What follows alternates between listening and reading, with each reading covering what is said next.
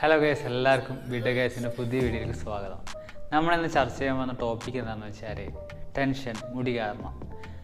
നമ്മുടെ ഈ സെഗ്മെൻറ്റ് ചോദിക്കാനും പറയാനെന്ന് പറഞ്ഞ സെഗ്മെൻറ്റിൽ നമ്മൾ കൈകാര്യം ചെയ്യുന്ന വിഷയങ്ങൾ എന്തെല്ലാമെന്ന് വെച്ചാൽ ടെൻഷനും ഇമോഷൻസുമാണ്. നമ്മൾ ഓൾ ഇന്ത്യ ട്രിപ്പിൻ്റെ ഭാഗമായിട്ട് പല സ്റ്റേറ്റുകളിൽ എത്തിപ്പെട്ടു. അവിടുന്ന് പല സ്റ്റേറ്റിൽ നിന്നില്ല ട്രാവലേഴ്സുമായി കണ്ടുമുട്ടാൻ പറ്റി. അവരായിട്ടെല്ലാം ചർച്ച ചെയ്തപ്പോൾ നമുക്ക് മനസ്സിലായ ഒരു കാര്യം എന്താണെന്ന് വെച്ചാൽ ഹെയർ പ്രോബ്ലം. അത് വളരെ കോമൺ ആയിട്ടുണ്ട്. നമുക്ക് നേരെ വീഡിയോയിലേക്ക് കാണുക. ഇനി നമുക്ക് മുടിയുടെ ഘടന എന്താണെന്ന് നോക്കാം, അഥവാ സ്ട്രക്ചർ. ഒരു മുടിയുടെ അടിഭാഗം മറ്റേതിനെക്കാട്ടിയും കുറച്ചും കൂടെ വണ്ണം വെച്ചിട്ടിരിക്കും. അതിനെയാണ് മുടിയുടെ റൂട്ട് എന്ന് വിളിക്കുക. ഈ റൂട്ടിലേക്ക് കുറേ നെർവ്സിൻ്റെ എൻഡിങ്സ് ഉണ്ട്. ഇതെവിടെയാണ് എത്തിപ്പെടുന്നതെന്ന് വെച്ചാൽ ഈ മുടിയുടെ അടിഭാഗത്തേക്കാണ്. അവിടെ വെച്ച് ന്യൂട്രിയൻസും ഓക്സിജനൊക്കെ കൈമാറപ്പെടുന്നുണ്ട്. അപ്പോൾ നമുക്ക് ഇതിൽ നിന്ന് രണ്ട് കാര്യങ്ങളും മനസ്സിലായി. ഒന്ന്, അവിടെ ന്യൂട്രിയൻസ് എത്തപ്പെടുന്നുണ്ട്, പിന്നെ അങ്ങോട്ടേക്ക് നരവും ഉണ്ട്. അപ്പോൾ നമ്മൾ മസാജ് ചെയ്ത് കൊടുത്താൽ സംഭവിക്കും, ബ്ലഡ് സർക്കുലേഷൻ കൂടും.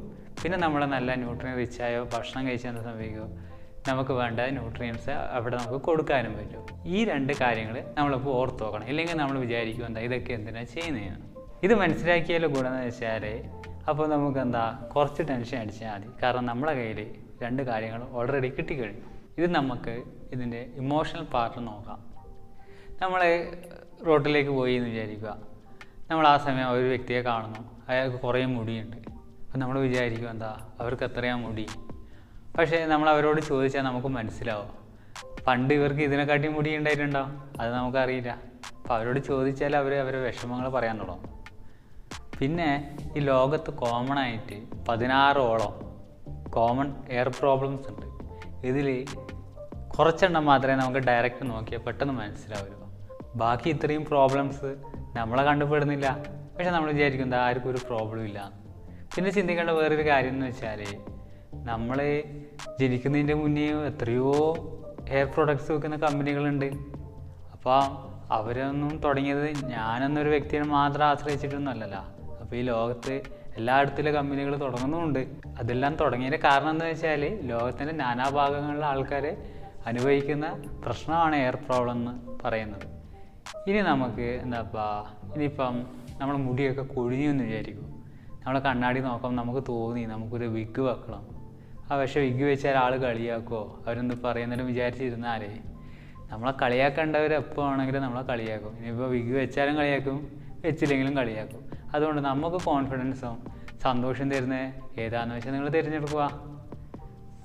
പിന്നെ ഇനി അതെല്ലാം വിടുക. ഇനിയിപ്പോൾ ഏറ്റവും ബേസിക്കായിട്ട് പറയുകയാണെങ്കിൽ നിങ്ങൾ ഒരാളായിട്ട് ഒരു അപരിചിതനായിട്ട് കണ്ടുമുട്ടും, നിങ്ങൾ സംസാരിക്കുന്നു.